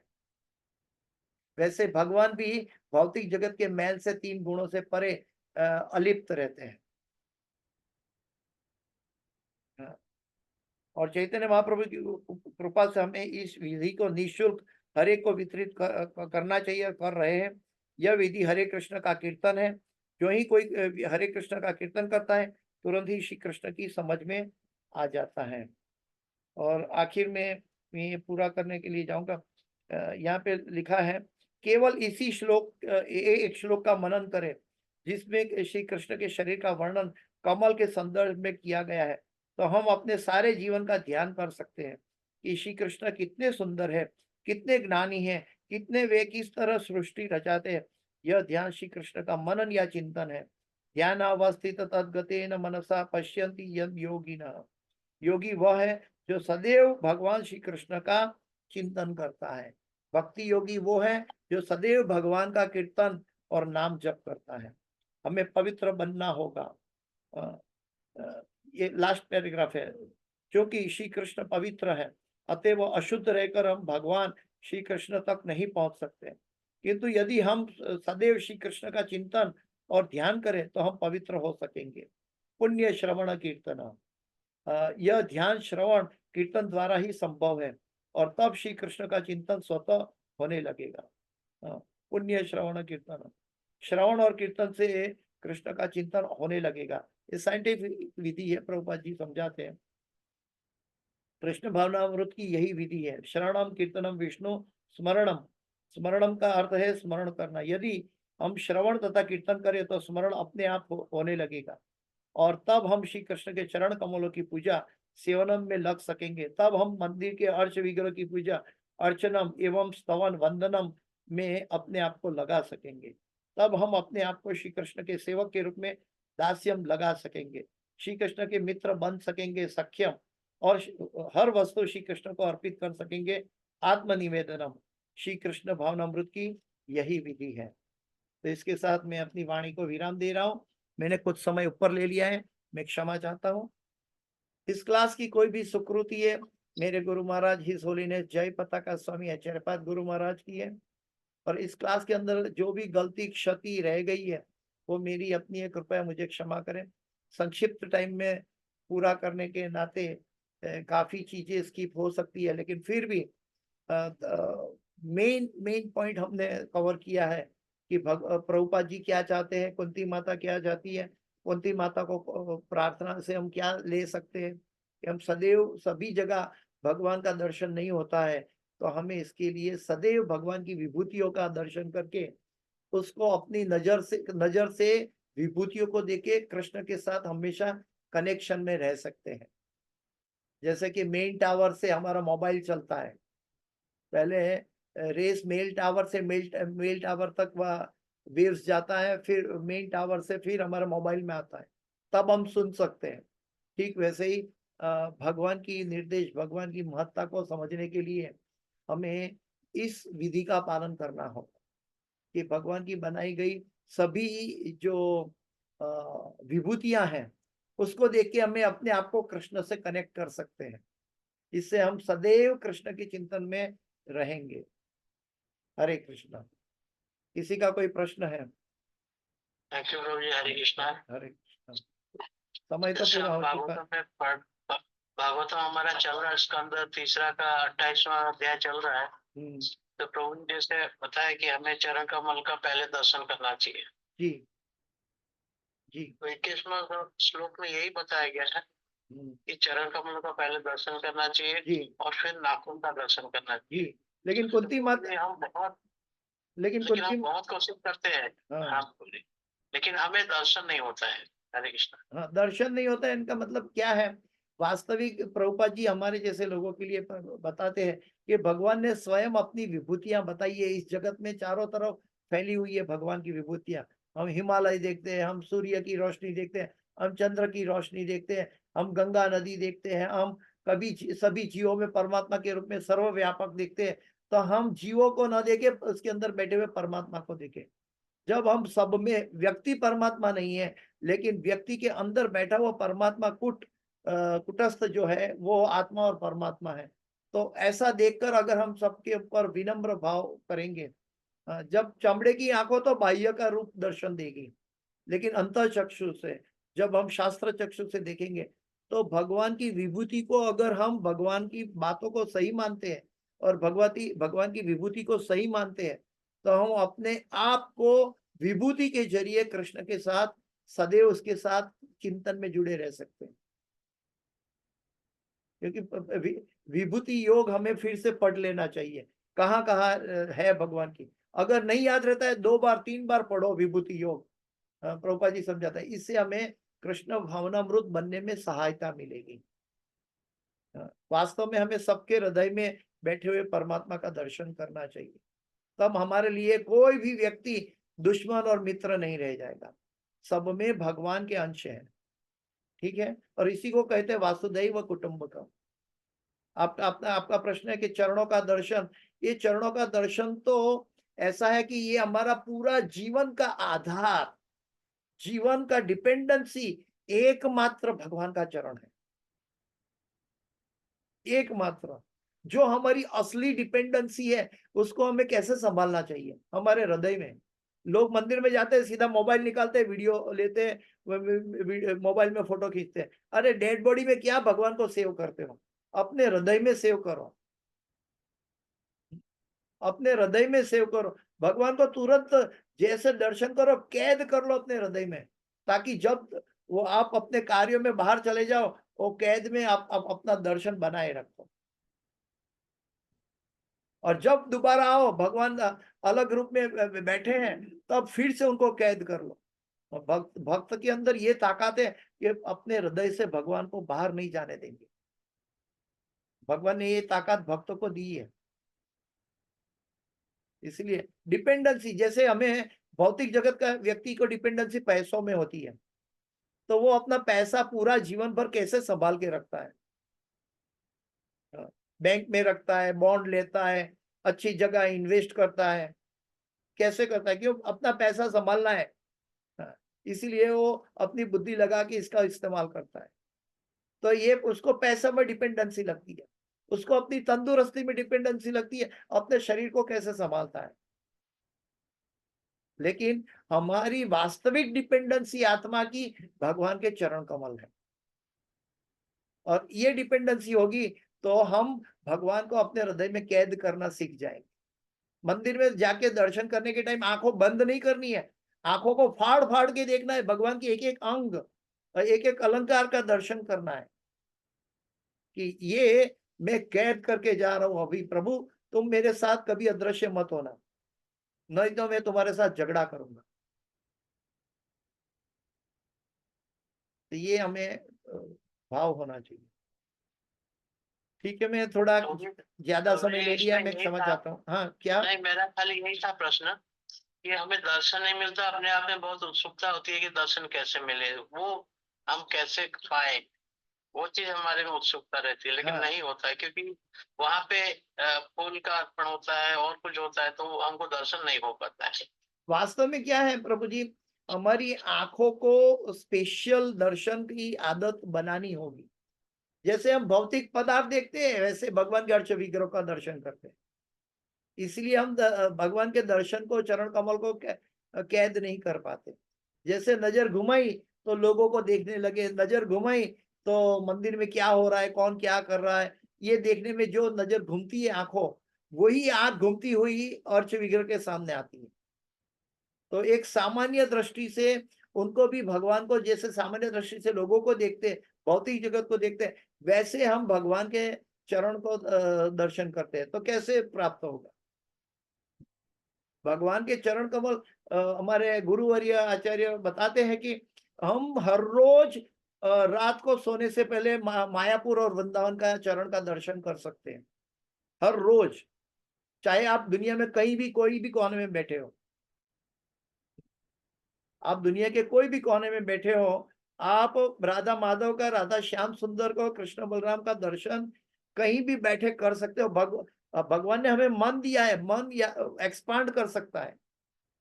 इसलिए हम भगवान को कंप्लेन नहीं कर सकते कि भगवान आपका दर्शन नहीं हो पा रहा है। भगवान तो दर्शन देने के लिए बैठे ही है, चारों तरफ अपनी विभूति फैलाए हुए, अर्श विग्रह में भी विभूति फैलाई है। लेकिन हम क्या करते हैं कि इसको एक स्थूल पदार्थ की भाव में, पत्थर की मूर्ति या लकड़ी की मूर्ति या भगवान के कपड़े का श्रृंगार, हमारी दृष्टि ऐसी है, भगवान आज बहुत सुंदर लग रही है कपड़े में। वास्तव हकीकत क्या है? भगवान से वो कपड़ा बहुत सुंदर लग रहा है। तो ये चीज हमें संभालनी चाहिए। नरसिंह प्रेयर के टाइम हो गया है, माता जी दिखा रहे हैं। हरे कृष्ण प्रभु जी, एक प्रश्न था मेरा जी माता तुलसी जी, महाराज के जी लिए। जी, जी। हाँ, सॉरी मैं माफी चाहती हूँ, आपका टाइम हो गया है पक्का। वो तुलसी महारानी 15 बरस से मेरा अच्छा था, सब कुछ ठीक था, पर अभी लगभग 15-20 दिन से वो छोटा छोटा हो गया, 3-4 सब मर गया। क्यों ऐसा? मेरा कुछ भूल हुआ कि मेरे कुछ अपराध हुआ? प्रभु जी मेरे को बहुत डर लग रहा है, मैं कुछ समझ में नहीं आ रहा है मुझे। इसीलिए ये हमारी तीव्रता, आर्द्रता बढ़ा रही है। वैसे वातावरण का इफेक्ट भी होता है, जब ठंड बढ़ती है तो ये अनुभूति होती है। इसके लिए आपको कोई फार्मर जैसा व्यक्ति है, नर्सरी में कोई व्यक्ति है, वो आपको सच्ची सलाह दे सकते हैं। आध्यात्मिक दृष्टि से वो आपकी तीव्रता बढ़ाने के लिए ये सब लीला होती है। ठीक है, और आपका कोई अपराध है तो आप तुलसी माता को प्रणाम करके क्षमा भी मांग सकते हो। क्षमा रोज मांगती हूँ मैं, लेकिन 15 बरस का तुलसी है, आज ऐसा हो गया, मेरे को बहुत हाँ, ऐसे तो मन में आप कुछ। इसके लिए जो एक्सपर्टाइज व्यक्ति है, जैसे डॉक्टर के पास अपने भौतिक रोग के लिए जाते हैं, तो इसके लिए हमें एक्सपर्ट डॉक्टर जो है, नर्सरी का कोई जानकार व्यक्ति, उनके पास जाकर पूछना चाहिए।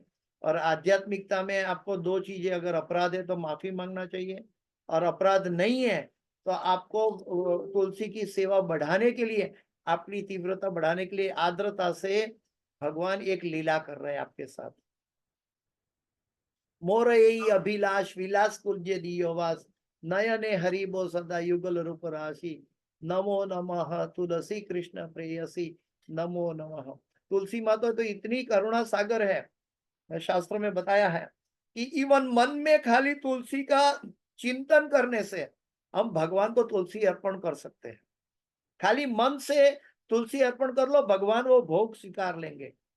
भगवान को भोग अर्पण करते समय आपके पास तुलसी नहीं है और आप बोलो एक एक आइटम में आप मन से तुलसी अपने हाथों से डाल रहे हो, ऐसे करो, हाथ में तुलसी नहीं है, स्थूल रूप में तुलसी नहीं है, लेकिन मन से तुलसी अर्पण करो, भगवान वो भोग स्वीकार लेंगे। हाँ, ये तुलसी माता इतनी करुणादायक है कि सबको सभी तरह की सहूलत दे रही, लेकिन फिर भी हमारा उत्तरदायित्व है कि उनकी सेवा करें। ठीक है माता जी। हाँ जी, मैं सेवा कर वो नर्सरी को बुला के मैंने खाकर वातर डाला या सब कुछ किया, तो भी थोड़ा मुरझा रहा है मैं, और थोड़ा छोटा छोटा पता भी निकल रहा है। हाँ, कुछ क्योंकि समझ में नहीं आ रहा है मुझे। ये वातावरण की भी इफेक्ट होती है माता जी। अभी विंटर चल रहा है, हमारे वृंदावन में भी तुलसी का पूरा गार्डन था, लेकिन अभी भी तो अभी पूरा सूख गया है, क्योंकि ये बहुत ठंड होती है तो तुलसी माता को भी असर होती है। अरे ठीक है, हाँ, हरे कृष्ण। हो गया, मेरे को बहुत डर लग रहा था। मेरे मन में ऐसे बोल रहे हैं वाला है क्या? कि उसमें पूरा दूध और जल मिश्रित करके, दूध और जल दोनों मिक्स करके देंगे, या वो जो शिरडी का रस होता है ना, शुगर केन का रस, उसको देने से भी वो ग्रोथ बढ़ता है उसमें। वैसे तो मैंने बहुत कुछ सुना है, हल्दी का पानी डालने से बढ़ता है, लेकिन ये सब सुझाव क्योंकि मैं वास्तविक डॉक्टर नहीं हूँ इसलिए मैं नहीं दे सकता। जिसको मालूम है उससे आप ग्रहण कर सकते हैं, जिसको हाँ, अनुभव है। मैं सब किया, मैं वो ठंडा